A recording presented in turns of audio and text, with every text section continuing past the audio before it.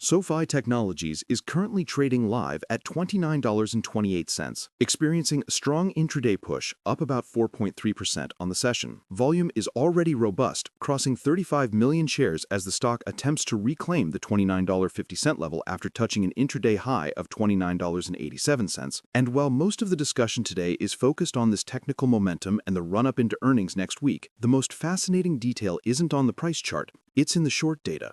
Despite the stock's massive 170% plus run over the last year, the cost to borrow SoFi shares is sitting at a rock-bottom 0.27%. This isn't the high-fee, high-demand environment you'd expect for a stock with so much debate.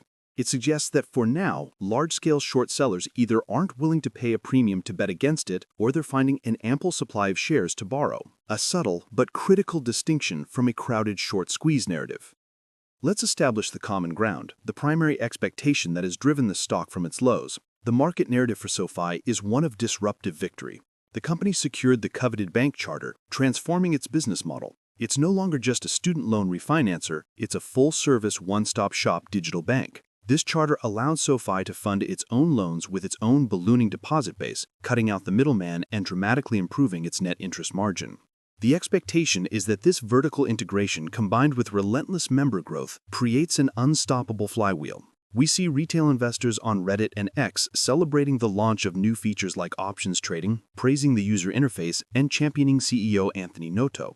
The belief is that SoFi is successfully stealing market share from legacy banks, and that its technology platform, Galileo, is a hidden gem that will power fintechs for years to come. This has created a powerful wave of optimism, pushing the stock to levels that defy traditional valuation metrics. Now, let's look at the reality, which is far more complicated and forces us to reevaluate that simple bullish story. The reality is that SoFi is now a bank, and with that charter comes the burdens of a bank. It must operate in the most challenging interest rate environment in decades. While high rates are great for its high-yield savings accounts, which attract deposits, they are a significant headwind for its lending origination. Demand for personal loans and home loans has been under pressure across the entire industry. Furthermore, the stock's valuation is now a major point of contention. As we speak, SoFi trades at a price-to-earnings ratio of nearly 60, while the broader consumer finance industry averages a PE of around 10 or 11. Valuation models like those from Simply Wall Street suggest the stock might be significantly overvalued, with some fair value estimates landing closer to $22 per share, a long way down from its current trading price. This isn't a hidden flaw, it's the central tension of the stock. This tension is perfectly reflected in the analyst community. The expectation is that Wall Street must be cheering this growth story. The reality is a deep and aggressive split. On one side, you have firms like Mizuho holding an outperform rating with a $31 price target, believing in the long-term growth. On the other, you have Keith Brewett & Woods and Morgan Stanley, both holding underperform or underweight ratings with price targets down at $18. They see a company priced for perfection in an imperfect macro environment. The analyst consensus, the mean average of all price targets, is currently hovering around $21.50. Let that sink in. The stock is trading live at $29.28, yet the average analyst target, the professional expectation, is more than 25% below the current price. This is a massive disconnect. It tells us that the market's momentum traders and long-term retail believers are in a direct tug-of-war with institutional valuation models. This battle is also visible in the institutional filings, which show a complete lack of consensus. Recent 13F filings from the end of the last quarter paint a picture of extreme divergence. On the bull side, Voleridge Investment Management aggressively added 7.8 million shares, a 92% increase to their position. Bank of America also added 7.5 million shares. But on the bear side, Susquehanna, a major trading firm, dumped nearly 7 million shares, cutting their position by over 70%.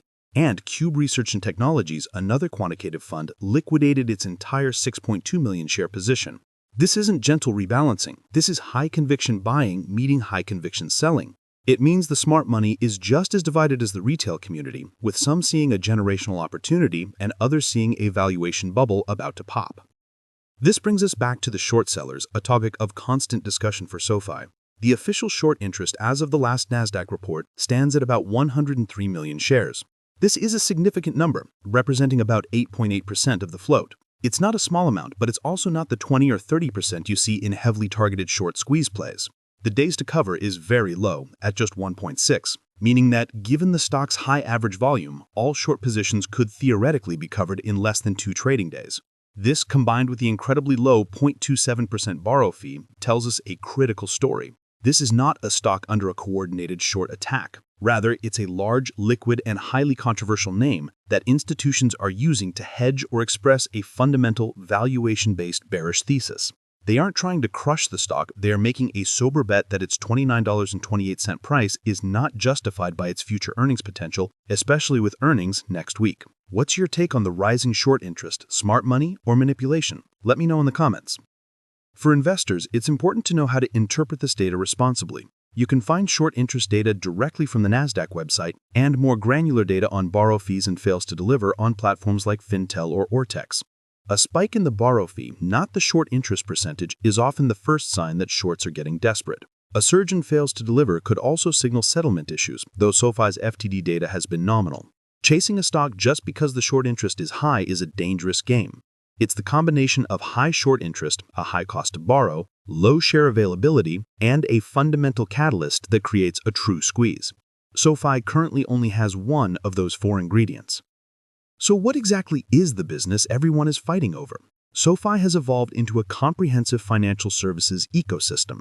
It operates in 3 main segments. First is lending, its legacy business, offering student, personal, and home loans. The bank charter is most important here, as it allows SoFi to use its own member deposits to fund these loans, capturing a much wider profit margin. Second is the technology platform, driven by Galileo and the more recent Technisys acquisition. Galileo is the plumbing, the API-based backend that powers payments, card issuing, and digital banking for a huge number of other fintechs. The recent news that Galileo is joining the AWS Partner Network is a move to expand this B2B segment's reach. Third is the financial services segment. This is the flywheel you hear about. It's SoFi Checking and Savings, SoFi Invest, SoFi Credit Card, and SoFi Protect.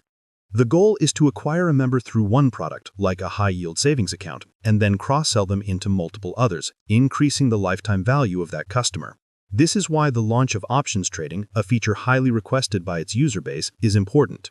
It's one more reason for users to stay inside SoFi's walled garden. Looking forward, the entire narrative balances on a knife's edge, and it all comes down to the Q3 earnings report scheduled for October 28th. The expectation is for continued stellar member growth and another beat on adjusted EBITDA. The reality is that the market will be scrutinizing the quality of that growth. Is the technology platform segment accelerating, or is it slowing down? What are the net interest margins actually doing in this high-rate environment? Most importantly, investors will be looking for guidance. Management's forecast for the final quarter of 2025 and their initial commentary on 2026 will be what moves this stock. Any sign of weakness, any hint that member growth is slowing or that loan delinquencies are ticking up, could be the catalyst that the bears with their $18 price targets have been waiting for. Conversely, a blowout quarter and raised guidance would put immense pressure on those 103 million short shares and could validate the bull thesis, perhaps sending the stock toward its 52-week high of $30.30. Another factor to watch is insider activity. Filings from the last 6 months show a consistent pattern: 0 open market purchases by insiders, but 10 sales, including from the chief technology officer. While insiders sell for many reasons, the complete absence of buying at these levels is a data point that can't be ignored. I am very curious what the actual retail conviction is right now. Comment below with exactly how many shares of SoFi you are currently holding and what your average cost basis is. It's a useful way to gauge the sentiment of the community watching this. So, we are left with this stark contrast. The expectation is that SoFi is a fintech rocket ship, a digital-first innovator that has won the banking wars. The reality is that SoFi is a newly minted, heavily watched bank trading at a valuation that implies flawless execution for years to come, all while analysts and institutions are deeply divided on its true worth. The stock's powerful rally is a fact, but so is the analyst consensus that sits 25% below its current price. The reality is that the next move isn't up to the Reddit forums or the X-influencers. It's up to the numbers SoFi delivers next week. That report will either confirm the market's lofty expectations or bring it back down to a much more sober reality.